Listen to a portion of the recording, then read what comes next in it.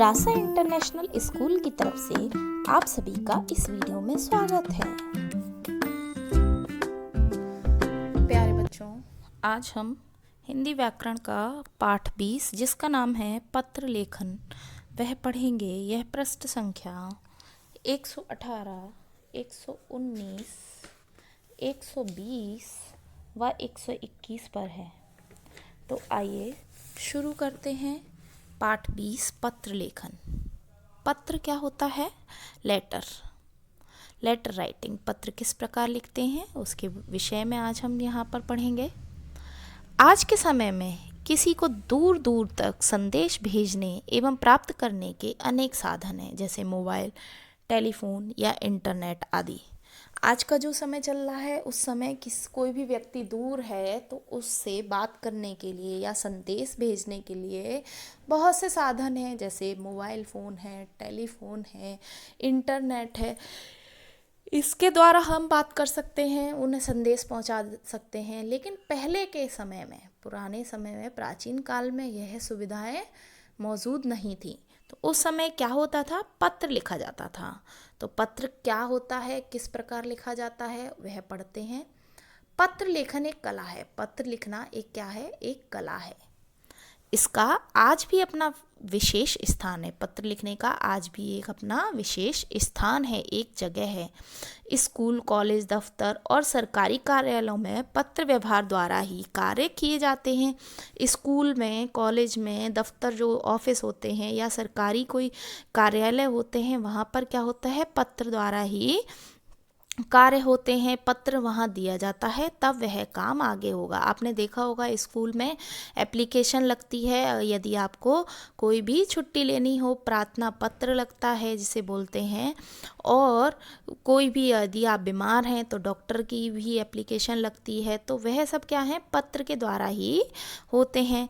तो इसी प्रकार घर में होने वाले समारोह हैं, विशेषकर विवाह, जन्मदिन या मुंडन आदि पर पत्र लिखकर या निमंत्रण भेजकर सगे संबंधियों को बुलाया जाता है। तो और इस प्रकार तो आपने देखा स्कूल, कॉलेज, दफ्तर आदि सरकारी जगह पे आपको पत्र लिखना पड़ता है। लेकिन घर में यदि कोई समारोह हो, कोई भी विशेष कार्यक्रम हो, तो विवाह हो, जन्मदिन हो, मुंडन हो, तो उसमें आपको क्या करना पड़ता है? किसी को निमंत्रण के लिए पत्र लिखकर उसे बुलावा जिसे बोलते हैं, बुलाया जाता है। इसलिए पत्र लिखना भी एक कला है। इसीलिए पत्र लिखना जो है वह क्या है? एक कला है, आर्ट है एक। पत्र लिखते समय निम्नलिखित बातों का ध्यान रखना चाहिए। पत्र जब लिखते हैं तो हमें किन बातों का विशेष ध्यान रखना चाहिए? पत्र आप भी सोचिए, पत्र आप लिख रहे हैं किसी को, तो सबसे पहले आपके दिमाग में क्या विशेष बात है वो आपको ध्यान रखनी चाहिए। सबसे पहले आपको किसको पत्र लिखना है यह देखना चाहिए कि किसको पत्र लिख रहे हैं, किस प्रकार का सम्मान उसे देना है, यह लिखना है। उसके बाद आपने नीचे क्या लिखना है? अपना पता लिखना है, अपना नाम लिखना है कि किसके द्वारा पत्र लिखा गया है। बहुत सी ऐसी बातें होती हैं जो हमें पत्र लिखते समय ध्यान में रखनी चाहिए। तो आइए उनको पढ़कर समझते हैं कौन कौन सी बातें विशेष आवश्यक हैं जो हमें पत्र लिखते समय ध्यान में रखनी चाहिए। पत्र की भाषा सरल, सहज और शुद्ध होनी चाहिए। पत्र की जो भाषा होनी चाहिए वह कैसी होनी चाहिए? सरल होनी चाहिए, सहज और शुद्ध होनी चाहिए। शुद्ध लिखा हुआ होना चाहिए जिससे कि जो व्यक्ति पत्र पढ़ रहा हो वो आपकी बात को स्पष्ट तरीके से समझ सके। विराम चिन्हों का उचित प्रयोग करना चाहिए। विराम चिन्ह हमने अभी पढ़े। विराम अगर हमारे चिन्ह गलत हो जाते हैं तो उसका अर्थ ही गलत हो जाता है, तो हमें उसका भी विशेष ध्यान रखना चाहिए। विराम चिन्ह सही स्थान पर लगे हुए होना चाहिए। संबोधन और अभिवादन का विशेष ध्यान रखना चाहिए। जैसे मैंने अभी आपको थोड़ी देर पहले बताया, संबोधन और अभिवादन संबोधन किस प्रकार है? जैसे कि कोई भी दुख भरा पत्र लिखना है तो वहाँ पर आपको किस प्रकार संबोधन प्रकट करना है। यदि आपको किसी का अभिवादन करना है, रेस्पेक्ट करनी है किसी का, तो उस जगह आपको किस प्रकार अपनी बात को लिखना है यह ध्यान रखना चाहिए। एक ही बात को बार बार नहीं दोहराना चाहिए, और एक ही बात है यदि तो उसे बार बार दोहराना नहीं चाहिए। उस एक ही बार में उसका अर्थ स्पष्ट होना चाहिए। यहाँ पर प्रार्थना पत्र एवं पत्र में संबोधन, अभिवादन तथा निवेदन लिखने की विधि। अब यहाँ पर प्रार्थना पत्र दिया गया है जिसमें आपको संबोधन किस प्रकार लिखना है, अभिवादन किस प्रकार लिखना है, उसको लिखने की आपको यहाँ विधि बताई गई है, उसको पढ़कर समझते हैं। संबोधन करना है, यदि आपको किसी का संबोधन करना है तो हम उसमें क्या प्रयोग कर सकते हैं, आदरणीय, माननीय, मान्यवर, यह प्रयोग कर सकते हैं। यदि प्रधानाचार्य हैं, कोई किसी स्कूल के प्रिंसिपल को आपको लिखना है तो आप क्या लिख सकते हैं, आदरणीय और माननीय प्रधानाचार्य।